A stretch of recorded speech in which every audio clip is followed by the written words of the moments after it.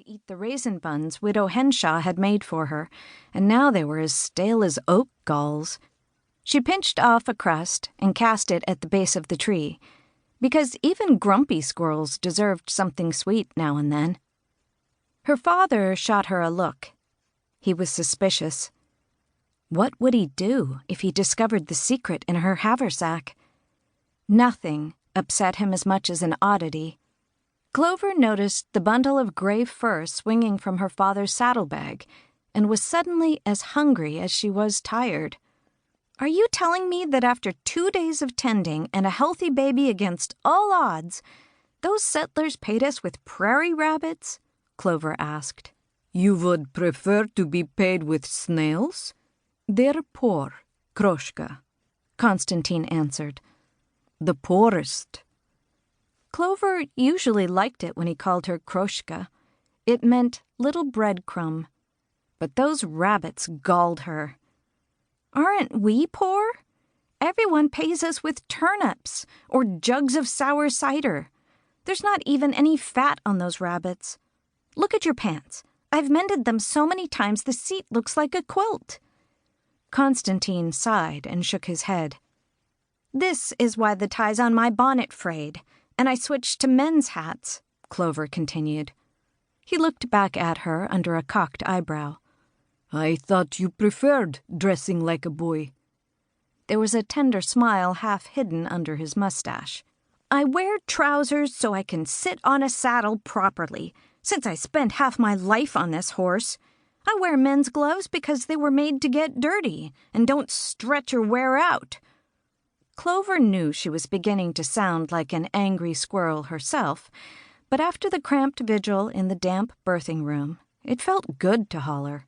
"I'm not about to blister my backside sitting side saddle just because the world was made for men." "As you wish," he said. It was just like her father to make her feel like she had chosen this life. A Prague-trained surgeon could have real paying customers if only we lived a little closer to New Manchester, she argued, or Brackenweed, or any city. We could have fresh milk every day, and new clothes.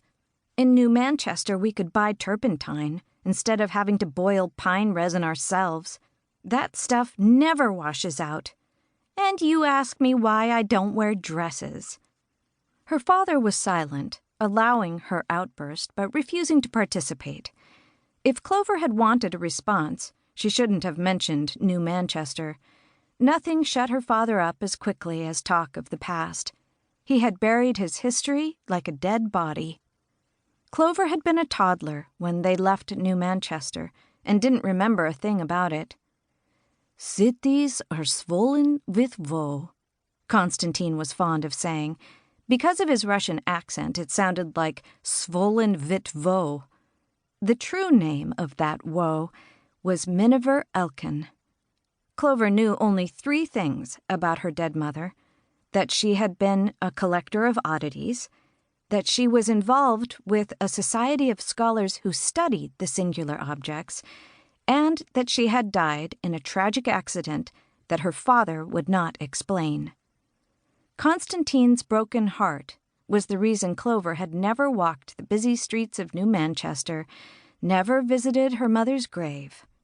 Everyone said that Constantine Elkin was a generous doctor, but Clover knew how much he kept for himself. His high, learned forehead was a cabinet. He had locked his secrets inside. Now Clover had her own secret, something thrilling. Keeping an eye on the back of her father's head, she opened her haversack and reached in. She gasped as it stung her finger. Biting cold. She opened the bag a little wider to let the light in. It could have been an ordinary ice hook, an iron curve like an eagle's talon, with a simple wooden handle, gray and splitting. Clover thought it was lovely. Its flank dimpled where the smith's hammer had shaped it. If polished, it might even have fit among her father's surgical tools. Just last week, while looking for mushrooms, she'd found the ice hook under the leaf mulch on the western side of the lake. It was the kind of tool used to carry blocks.